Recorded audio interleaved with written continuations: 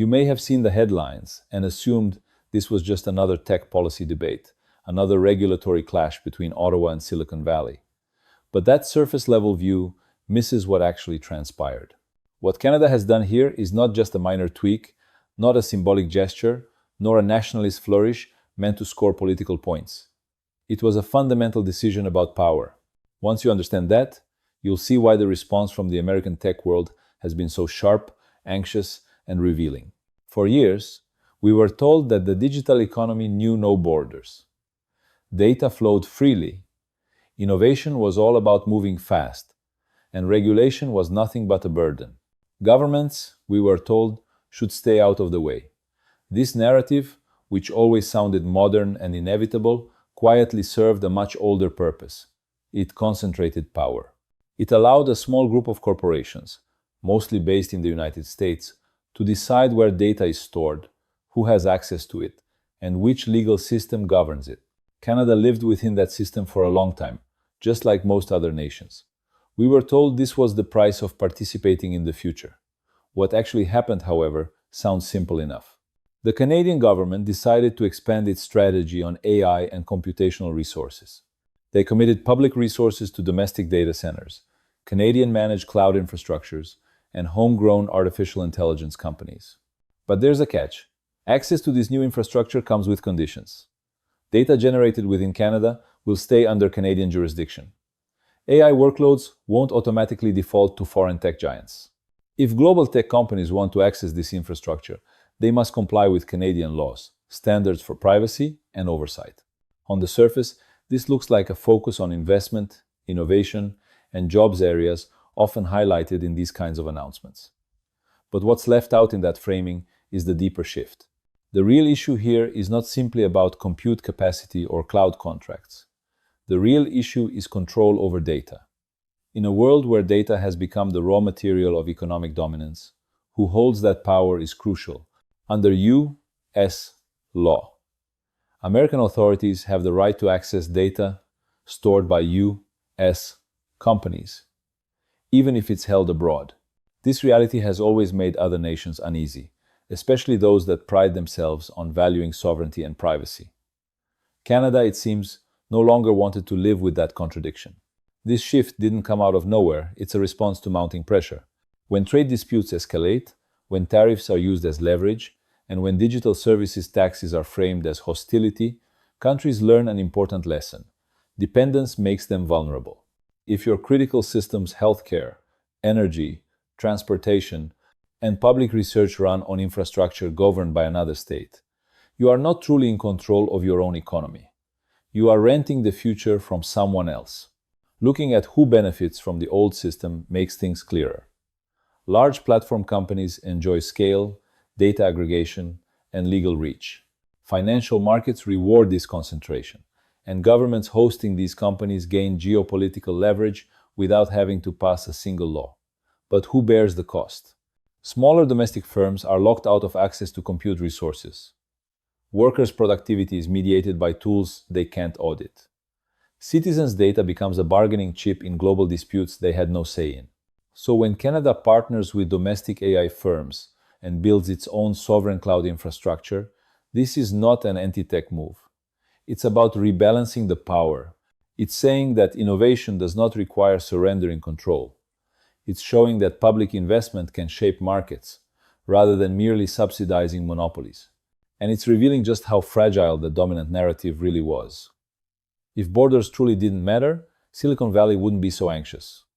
If this was simply symbolic, markets would hardly react. The media often misses this key point because it's more focused on drama than on structure.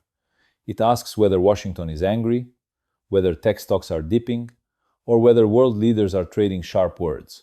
What it rarely asks is, who owns the infrastructure that shapes our daily lives? Under whose laws does our digital existence operate? Those are the more difficult questions. They push us to confront how capitalism organizes power, not just profit.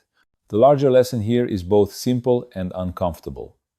Digital dependence was never neutral. It was a political economy choice that concentrated power and weakened democratic control. Canada's move shows that another way is possible, but it also shows just how much resistance emerges the moment that path is taken seriously. When Canada takes steps to partner with domestic AI firms and develop its own sovereign cloud infrastructure, it's not simply rejecting foreign technology or turning its back on global innovation. What's happening here is a deeper, more structural shift, a recalibration of power in a digital economy that has long been tilted in favor of a few massive corporations. The primary issue isn't even about innovation or compute power, it's about control. Data is the raw material of economic power today, and control over it is what truly matters. For decades, the narrative was clear. Data is free-flowing, uncontained by borders, and innovation happens wherever it is unfettered by regulation. That story served to consolidate power, centralizing control of data in the hands of US-based corporations. These companies were able to dictate where data resided, who had access to it, and under what legal framework it would be governed. This arrangement worked for those at the center, but it left the rest of the world at a distinct disadvantage, particularly when it came to privacy and sovereignty. The real problem is not just access to compute infrastructure, as Canada's move shows us. It's about whether we are willing to cede the power over the digital systems that define our economies and lives to a small group of multinational corporations. These companies have the power to access our data, interpret it, and profit from it regardless of where it resides in the world. And that's something that most countries, including Canada, are no longer willing to accept. Canada's decision to build its own infrastructure is a direct challenge to that power imbalance. Canada's response isn't about resisting technology or progress, it's about making sure that technological advancement doesn't come at the cost of national sovereignty. It's about asserting control over the systems that underpin the economy, rather than surrendering that control to distant corporations that hold the reins on everything from healthcare to transportation to the very data that powers it all. This is about making sure that innovation happens within a framework of accountability and oversight, where national interests, not foreign interests, shape the direction of progress. But why does this matter to global tech giants, particularly those based in the United States? The answer is simple. Their dominance relies not only on superior products, but also on their default position. In the old system, companies like Google, Amazon, and Microsoft did not have to compete for market share because their services became the default for any country looking to access cloud infrastructure or AI capabilities. With countries like Canada now looking to create their own domestic alternatives, that default status is no longer guaranteed. If other countries follow suit, the entire business model that Silicon Valley has been built upon starts to look less inevitable. Suddenly, the rules of the game are changing, and the power dynamic shifts in favor of nations, not corporations. This isn't just about Canada standing up for its own interests. It's about challenging a global system that has been deeply embedded in the infrastructure of the digital economy. When countries, particularly democratic ones, start to realize that their data and digital systems are governed by foreign entities, they begin to understand just how fragile their sovereignty really is. Canada's decision is a bold step toward regaining control over that infrastructure, and in doing so, reasserting its independence in the digital age. The idea that data sovereignty is somehow a form of protectionism is one of the key narratives being pushed by those who stand to lose the most from this shift. Critics argue that what Canada is doing is bad for innovation, that it stifles growth and hinders global progress. But that argument fails to address the fundamental issue, the concentration of power in the hands of a few corporations.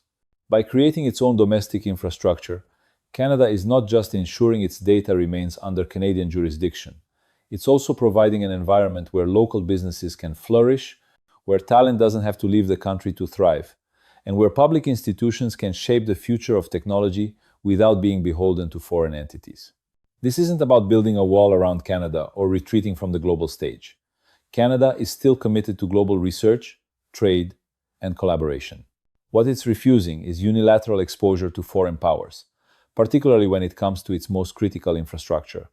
This is the difference between openness and vulnerability. What Canada is doing is asserting that a country's most important data and infrastructure should not be controlled by foreign interests, but by the nation itself, in service to its own democratic goals. It's easy to dismiss this as a one-off reaction, or to frame it as a political maneuver. But the broader implications of Canada's decision are far-reaching. This isn't just about technology. It's about the future of power and governance in a digital world. And the world is watching closely to see whether Canada's move will serve as a template for others or whether it will be an isolated case that ultimately fades into the background.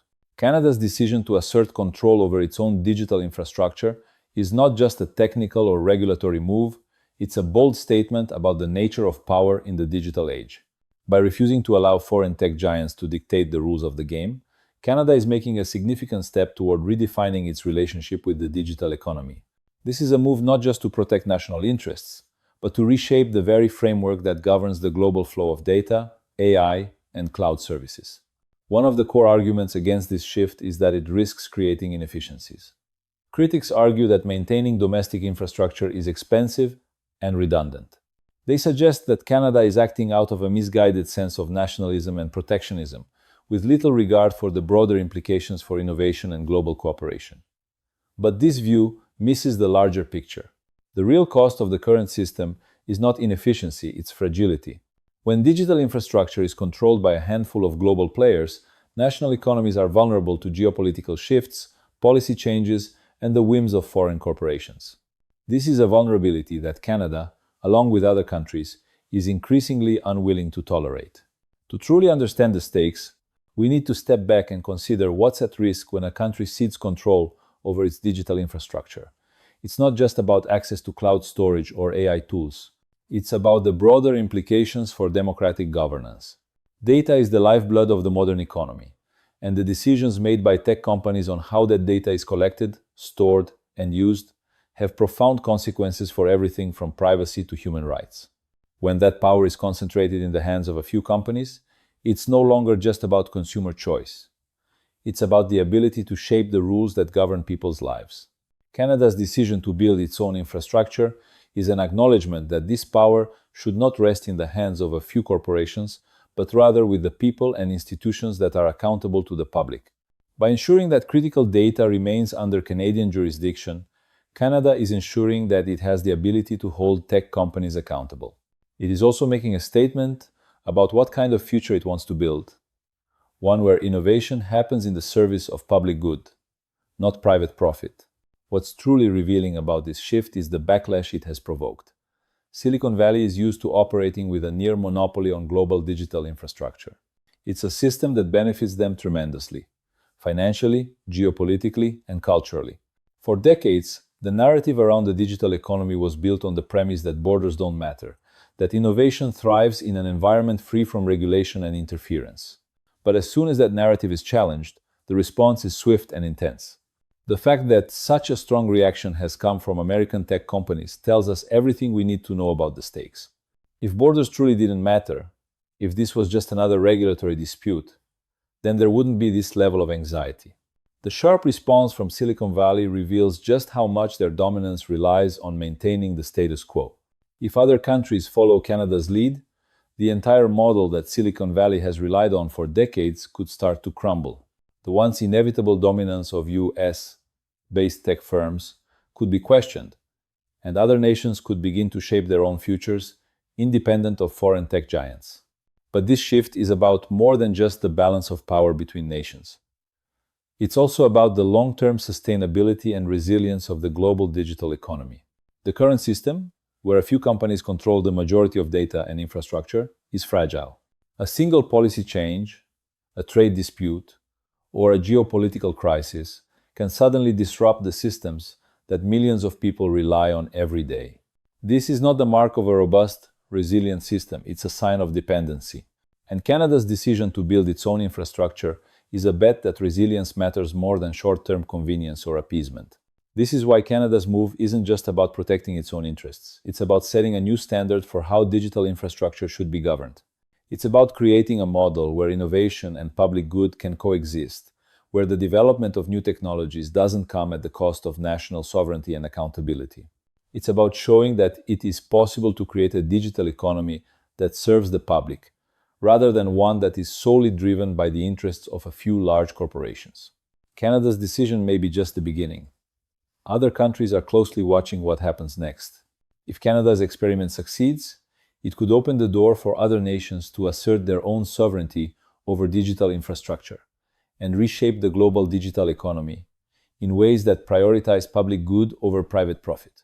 The question now is not whether digital borders exist, it's who controls them and for what purpose. As Canada's decision unfolds, we are seeing a shift that challenges the very foundations of the global digital economy. What's at stake here is not just who controls the data or how AI infrastructure is built. It's about redefining the relationship between governments, markets, and the public in the digital age.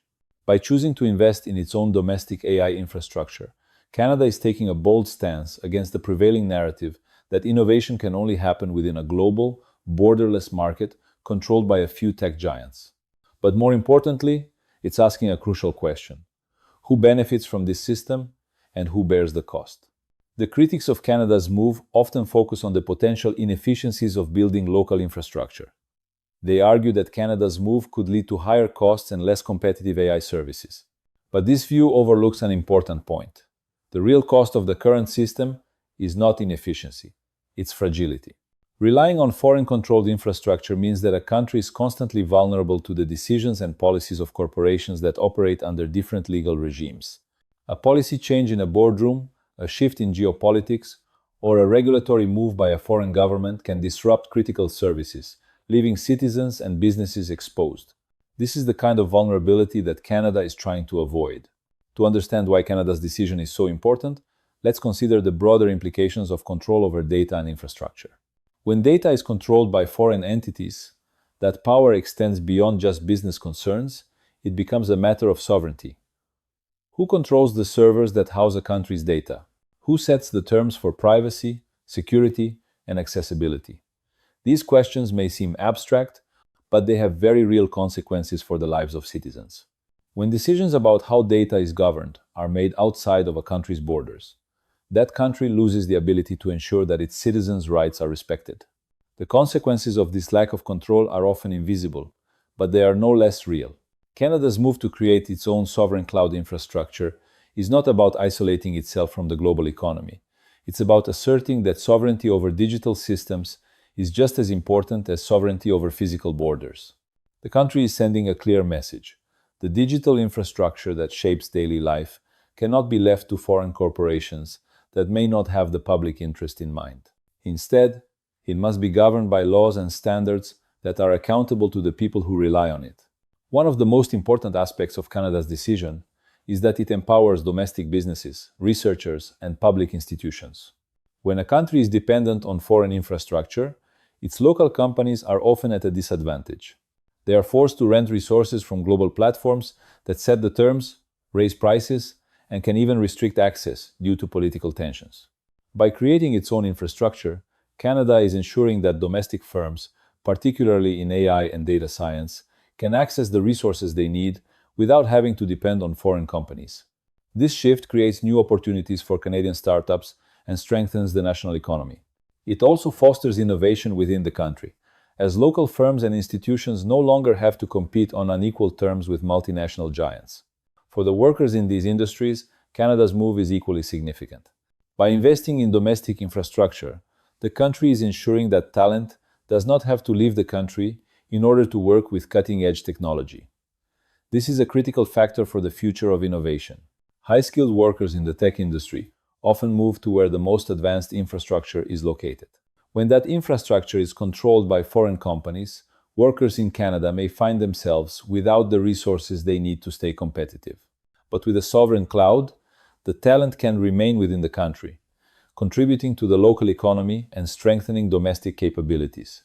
This move also signals a broader shift in how we think about the relationship between public investment and technological development. For years, the dominant narrative was that governments should stay out of the way of innovation, leaving it to the private sector to drive progress. But the reality is that public investment in infrastructure has long been a driver of technological advancement. Highways, power grids, the early internet, all of these were built with public funds, and they were essential to the growth of the digital economy. So why should AI infrastructure be any different? By investing in this area, Canada is making sure that the benefits of technological innovation are not just concentrated in the hands of a few large corporations, but are shared more broadly across society. When we step back and look at the big picture, it becomes clear that Canada's move is not just about protecting its own interests, It's about setting a new standard for how digital economies should be governed. It's about challenging the assumption that innovation can only thrive in a market dominated by a few large companies. It's about showing that it is possible to have a thriving tech ecosystem without sacrificing sovereignty or accountability. And it's about ensuring that the benefits of technological progress are distributed in a way that benefits the public, not just shareholders. In this sense, Canada's decision is not just a national issue, it's a global one. Other countries are watching closely to see how this experiment unfolds. If Canada's move proves successful, it could inspire other nations to follow suit, creating a more decentralized global tech landscape, where power is not concentrated in the hands of a few firms, but distributed more evenly across borders. This shift could fundamentally alter the dynamics of the digital economy, ensuring that the future is shaped by many voices, not just a few. As Canada's bold decision to assert control over its digital infrastructure continues to unfold, the ramifications are becoming clearer, not only for Canada, but for the global tech landscape as well. By investing in its own sovereign AI infrastructure and rejecting the idea that the digital economy should remain dominated by a few multinational corporations, Canada is setting a crucial precedent. But what's truly at stake here is not just the future of Canadian innovation, it's the future of how we, as global citizens, define and manage power in the digital age. At the core of this shift is the idea of digital sovereignty, who controls the infrastructure that powers our economies, societies, and personal lives. As digital services become increasingly integrated into every facet of life, from healthcare to education to transportation, the question of who governs these systems becomes even more pressing.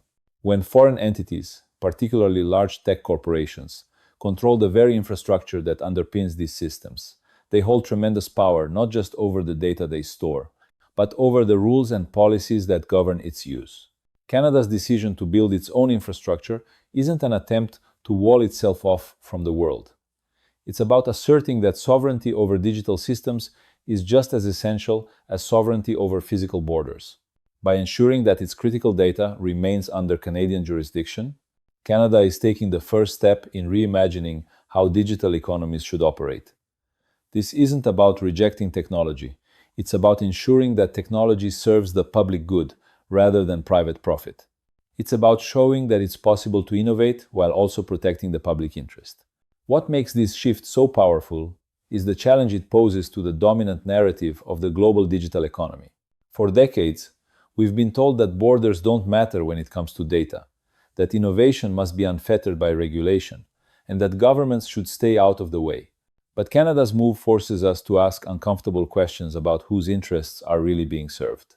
The tech giants who dominate the global digital economy have long enjoyed the privilege of operating with few regulations, reaping the benefits of economies of scale, data aggregation, and geopolitical leverage.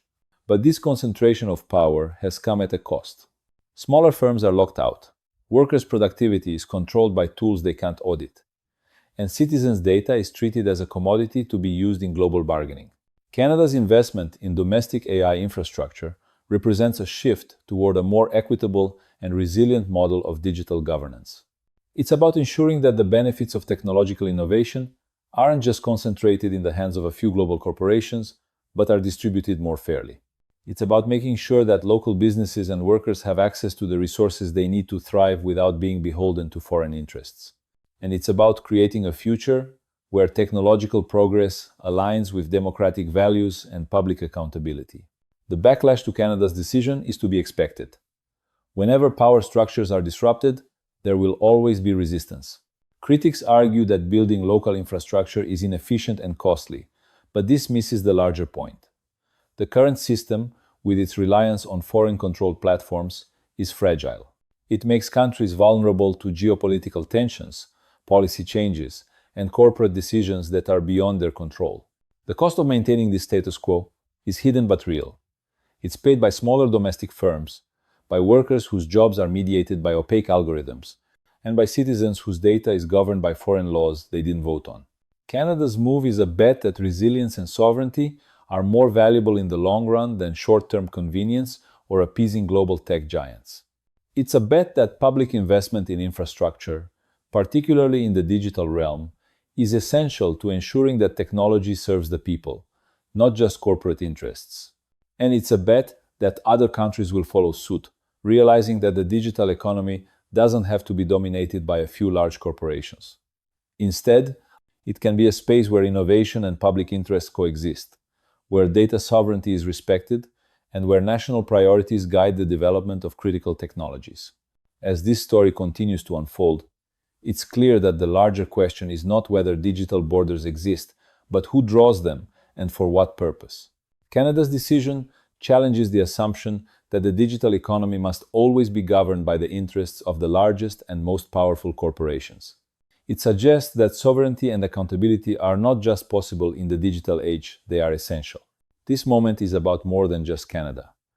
It's a wake-up call for other countries to start thinking about their own digital sovereignty, to consider whether they want to continue renting their future from foreign companies or whether they want to take control of their own technological destiny. And as we watch this story develop, we must ask ourselves some hard questions. Who controls the infrastructure we depend on every day? Under whose laws does our data live?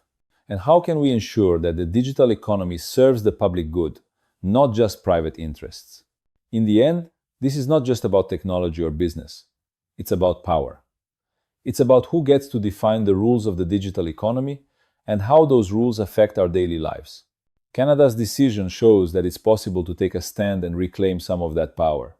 But it also shows just how much resistance will come when those in power are challenged. This is the real story. Beneath the headlines, the story of how power, once concentrated, can be challenged, reshaped, and ultimately redistributed.